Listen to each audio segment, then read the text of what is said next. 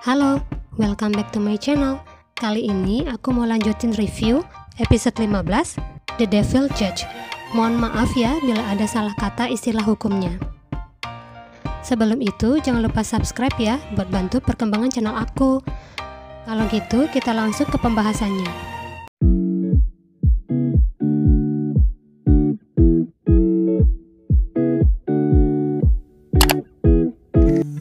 Yohan menyaksikan pernyataan Gaon di konferensi pers dengan didampingi Min Jung Ho. Min Jung Ho menjelaskan perilaku Yohan sebelumnya di persidangan. Dan bila kebenaran terbukti, maka persidangan yang dilakukan Yohan akan diadili kembali dan dibatalkan. Yohan mengepalkan tangannya, dia sangat marah, dan eksekusi Juk Chang pun ditunda. Dia akan memberikan pernyataan terpisah akan masalah ini.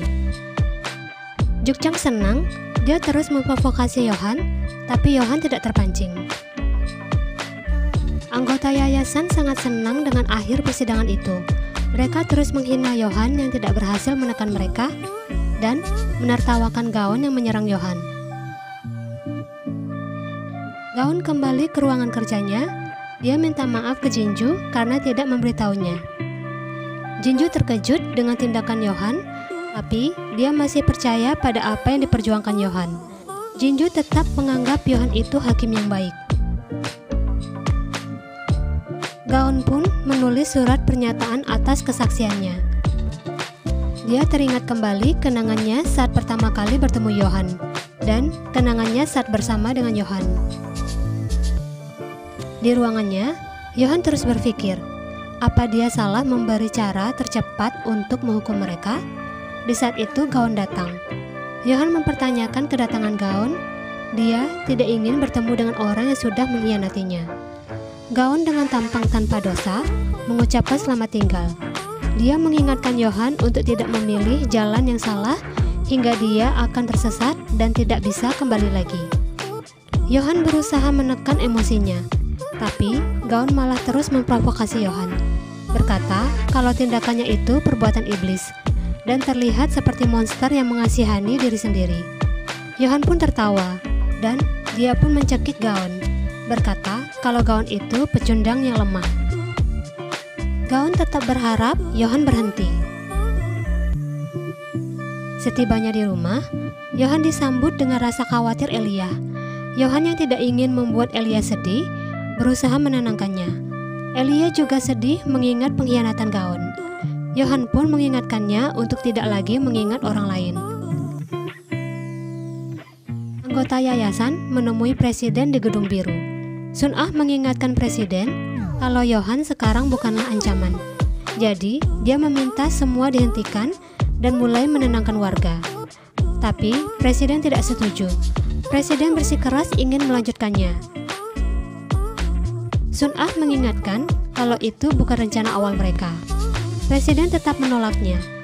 Presiden pun merendahkan Sun Ah hanya karena dia seorang wanita. Dia ingin membuat sebuah revolusi yang akan mencatat namanya di sejarah. Sun Ah mengingatkan lagi kalau tindakannya itu akan membuat kerusuhan. Tapi presiden akan membersihkan siapapun yang menghalanginya. Sun Ah mulai tidak sabar dengan jalan pemikiran presiden. Dia mengingatkan presiden kalau dia itu hanyalah boneka. Merasa terancam, presiden memanggil sekretarisnya. Dia menyuruh sekretarisnya untuk menembak mereka semua. Tapi, reaksi sekretarisnya malah membuat presiden terkejut. Sekretarisnya lebih menuruti keinginan Sun Ah. Sun Ah mengingatkan presiden lagi kalau yayasan tidak akan mendukung revolusi karena itu sama sekali tidak menghasilkan uang. Di ruangannya, Yohan terus memikirkan rencananya. Di saat itu Sun Ah datang. Dia menawarkan Yohan kesempatan terakhir untuk berada di posisi presiden. Tapi Yohan tidak tertarik. Malah dia merasa kasihan ke Sun Ah karena terus berusaha keras untuk bertahan.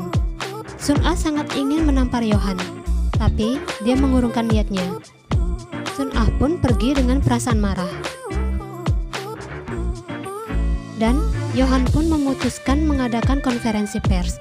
Dia mengakui kalau dirinya seorang kriminal dan juga memanipulasi persidangan itu benar adanya. Dia meminta maaf ke semua warga. Sebagai hakim, dia menyadari hukum tidak berdaya di hadapan kekuasaan, dan dia sangat ingin membuat penjahat membayar harga perbuatannya. Dia juga sadar telah melewati batas karena menggunakan kemarahannya, dan dia pun mengundurkan diri sebagai hakim dan akan menerima hukuman apapun. Semua warga yang melihatnya tidak terima dengan pengunduran diri Yohan. Jinju pun meminta Yohan untuk mengurungkan niatnya, tapi Yohan tetap pada pendiriannya. Dia pun menangis melihat Yohan pergi dari Mahkamah Agung. Di saat itu, warga mulai meneriakkan Yohan untuk jadi presiden. Sun Ah yang melihat berita itu segera menelpon Jae-hee untuk mengawasi partai oposisi. Di pemakaman Sohyun, Min Jung-ho memberikan catatan penyelidikan gereja milik Sohyun ke gaun. Min Jung-ho pun mulai menggoyahkan gaun lagi, dan gaun pun terpancing. Dia mendatangi warga desa yang pernah didatangi Sohyun. Ibu itu pun memberikan keterangan yang sama ke gaun, dan gaun pun mulai mencari Jung Joseph. Dia menelusuri tempat yang pernah didatangi Sohyun. Tiba di tempat terakhir, gaun bertemu dengan Jung Joseph. Dia mengira Yohan yang menyuruh gaun datang membunuhnya, tapi gaun membantahnya. Dia meyakinkan Jung Joseph untuk percaya padanya. Jung Joseph pun bercerita kalau dia punya rekaman CCTV pada saat kebakaran gereja. Dan saat itu, Yohan mendatanginya meminta file CCTV itu. Yohan juga menjanjikan imbalan bila dia tetap diam selama sisa hidupnya. Tapi, Joseph malah membuat salinannya untuk mendapatkan uang. Dia juga berkata, beberapa bulan lalu, Yohan mengirim seorang pria untuk menyiksa dan mengambil salinannya. Gaun bingung bagaimana dia mendapatkan luka baru. Jung Joseph berkata kalau setelah Sohyun datang, ada seorang pria datang dan menanyainya tentang perkataannya ke Sohyun, dan pria itu pun menyiksanya. Gaun pun mempercayai ucapan Jung Joseph. Dia pun mulai mencari pria yang dimaksud Jung Joseph. Dan hal itu pun dia sampaikan ke Min Jung-ho. Min Jung-ho akan membantu mencari alamat pria itu. Min Jung-ho juga sangat bersemangat ingin menangkap Yohan. Akhirnya, Gaun menemukan rumah pria itu. Tapi terlambat, pria itu telah dibunuh Jae-hee. Sayangnya, Gaun berpikir itu suruhan Yohan. Melihat wajah pria itu, Gaun menyadari kalau itu pria yang menembak Sohyun. Dia juga melihat ponsel di sakunya. Dia menghubungi panggilan terakhir di ponsel itu, yang ternyata itu nomor milik Yohan. Dan Gaun pun yakin kalau pembunuh Sohyun itu Yohan. Gaun mendatangi Yohan di rumahnya. Dia sangat ingin membunuh Yohan, tapi Yohan menghalangi pisau Gaun dengan tangannya. Yohan bertanya, apa Gaun tidak akan menyesali ini? Dia bisa membiarkan Gaun membunuhnya, tapi Yohan tidak ingin Gaun menyesalinya. Gaun terdiam, dan dia pun teringat dengan Sohyun.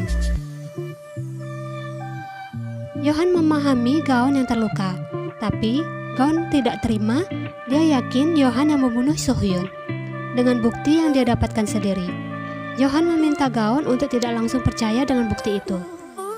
Tapi Gaun terus memprovokasi Yohan kalau dialah yang membunuh Ishak. Di saat itu, Min Jung-ho datang bersama polisi. Polisi menangkap Yohan. Yohan sangat kecewa dengan Gaun. Dia bertanya, apa Gaun benar-benar percaya tuduhan itu? Gaun bimbang. Tiba-tiba Sun Ah datang. Gaun bingung kenapa Sun Ah datang. Gaun lebih terkejut melihat Min Jung-ho tunduk dengan Sun Ah. Melihat kebingungan Gaun, Sun Ah menjelaskan kalau dialah yang memilih Gaun berada di sisi Yohan, karena Gaun itu mirip dengan Ishak, dan dia jugalah yang menunjuk Min Jung-ho sebagai ketua hakim di Mahkamah Agung. Flashback, saat pelantikan Gaun jadi hakim pun ternyata dihadiri Sun Ah. Gaun meminta penjelasan Min Jung-ho. Min Jung-ho malah berkata kalau ini semua untuk kebaikan yang lebih besar. Sun Ah mengatakan kalau Gaun itu ialah bibit untuk melemahkan Yohan yang telah dia tanam. Gaon menyadari kalau ini semua telah dimanipulasi. Yohan berkata kalau itu sudah tidak ada gunanya lagi karena Sun Ah telah menang. Sun Ah memberitahu Gaon kalau apa yang diucapkan Joseph itu benar. Yang salah hanyalah pria yang datang menyiksanya, itu bukan Yohan, melainkan dirinya. Sun Ah pun memberikan rekaman CCTV itu ke Gaon. Inilah sesuatu yang selalu dia sembunyikan. Yohan panik. Dia meminta Gaon jangan melakukan itu. Gaon yang melihat rekaman itu sangat terpukul dan terguncang. Dia tidak tahu bahwa kenyataannya berbeda jauh. Kembali mengingat kejadian sebelum kebakaran itu. Yohan mengingatkan Elia untuk tidak bermain dengan lilin. Dia pun menuruti keinginan Yohan. Tapi tanpa sengaja, Elia menjatuhkan lilin di ruangan itu hingga terjadilah kebakaran besar. Sun Ah kasihan ke Yohan karena takut Elia tahu dialah penyebab kematian orang tuanya. Yohan menghabiskan seumur hidup menjaga rahasia itu. Gaon melihat Yohan sangat tersiksa. Tiba-tiba Elia datang. Dia terkejut melihat Yohan diborgol oleh polisi. Elia bergegas sangat ingin turun ke bawah, tapi jalannya dihalangi oleh Jehi. Sun Ah berkata kalau sudah saatnya Elia tahu kebenarannya.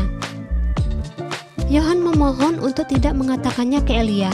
Dia pun berusaha melepaskan diri. Lihatnya, Sun Ah meminta polisi untuk segera membawanya pergi. Gaon yang menyaksikannya sangat terpukul. Dia benar-benar merasa bersalah. Dan di saat itu, dia ingin memutuskan untuk mati. Terima kasih udah nonton video aku sampai habis. Kalau kalian suka, jangan lupa like dan kasih komen ya. Sampai jumpa di episode terakhir.